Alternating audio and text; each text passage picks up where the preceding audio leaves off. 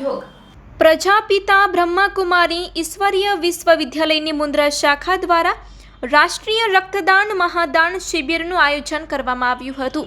આ શિબિર રાજયોગીની દાદી પ્રકાશ મણીજીના 18મા પુણ્યતિથિ વિશ્વ બંધુત્વ દિવસ નિમિત્તે યોજાઈ હતી। મુન્દ્રાના રોટરી હોલમાં યોજાયેલા આ કાર્યક્રમમાં વરસાદ વચ્ચે 59 રક્તદાતાઓએ ઉત્સાહપૂર્વક રક્તદાન કરીને માનવતાનું ઉત્તમ ઉદાહરણ પૂરું પાડ્યું હતું।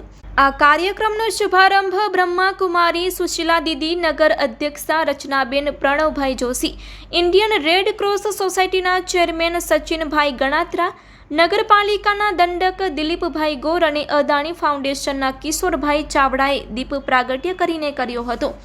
રક્તદાન કરનાર દરેક દાતાને બ્રહ્માકુમારી સંસ્થા તરફથી પ્રમાણપત્ર અને પ્રસાદ અર્પણ કરવામાં આવ્યો હતો।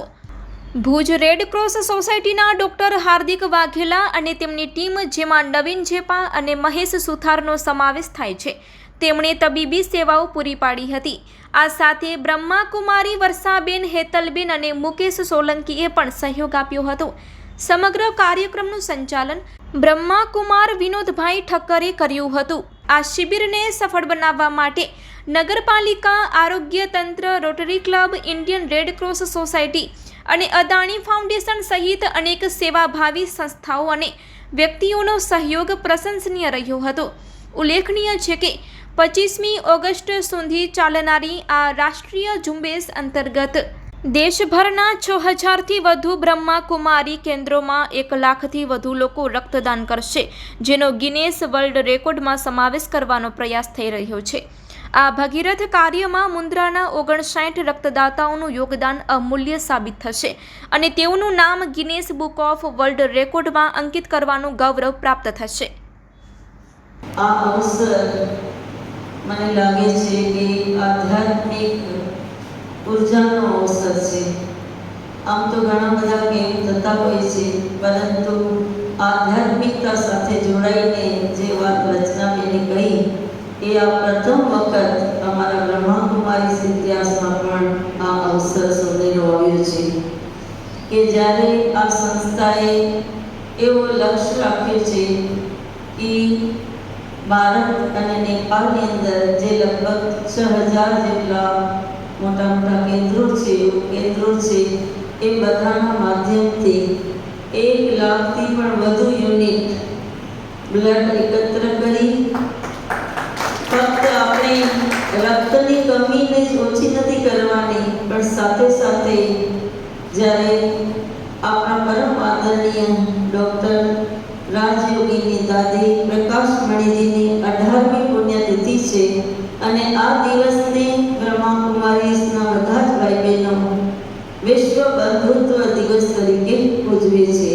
તો આ રક્તદાન જે વિશાળ અભિયાન છે એ મનુષ્યની અંદર માનવતા તેમજ અધ્યાત્મની પણ જાગૃતિ લાવશે, એવો પણ અમારો ઉદ્દેશ્ય છે। કારણ કે કહેવાય છે કે ખૂનના સંસ્કાર, જ્યારે આપણે કોઈને પણ રક્તદાન કરીએ છીએ એ મહાદાન ગણાય છે।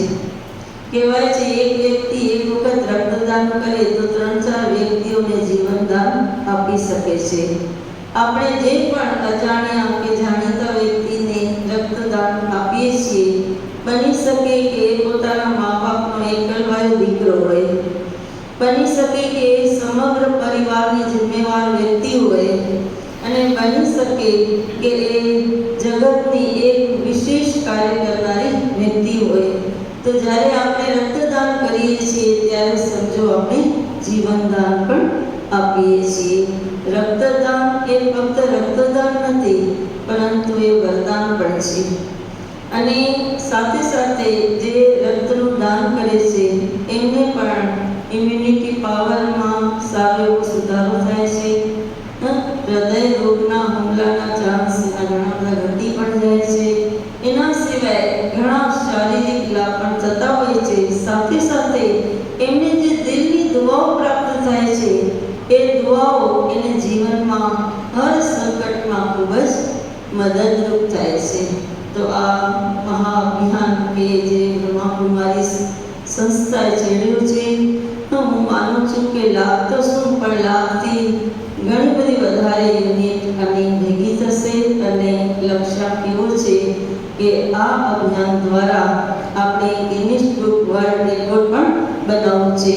તો મને એમ થયું કે જે પણ આપનારા રક્તદાન કરનારા ભાઈ બહેનો છે એ પણ કેટલા ભાગ્યશાળી કહેવાય કે જે આટલી મહાન વિભૂતિની સ્મૃતિમાં રક્તદાન આપશે અને એક પોતાનું પણ યાદગાર બનાવશે. જ્યારે આ ગિનિસ બુકની અંદર દર્જ થશે ત્યારે વ્યક્તિને પણ ગૌરવ થશે, મનમાં ખુશી થશે, ઉમંગ આવશે કે મેં પણ એમાં રક્તદાન કરીને એનો એક હિસ્સો બન્યો છું. તો બધું સમય ન લેતા આપ સર્વ અહીંયા પધાર્યા તો આપનું આ સંસ્થા વતીથી સર્વ ભાઈ બહેનો વતીથી ખૂબ ખૂબ હાર્દિક અભિનંદન, આભાર, ધન્યવાદ. આ સમગ્ર કાર્યક્રમની પ્રેરણા પરમાત્માએ જ આપી છે અને આ આધ્યાત્મિક ઉર્જાની સાથે આ કાર્યક્રમ ચોક્કસ 22, 23 અને 24, 25 5 દિવસ સમગ્ર ભારત અને નેપાળની અંદર ચાલશે. તો જેને આપણે ખૂબ જ સરસ પ્રોત્સાહિત કરવાના છે અને આપણી સાથ દેવાનો છે, કારણ કે આ આપણું નહીં પરંતુ ભગવાનનું કાર્ય છે.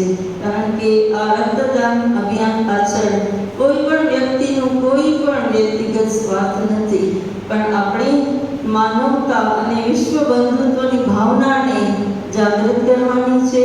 હર માનવ મનની અંદર આધ્યાત્મિક વિચારોની જ્યોતિ જગાવવાની છે.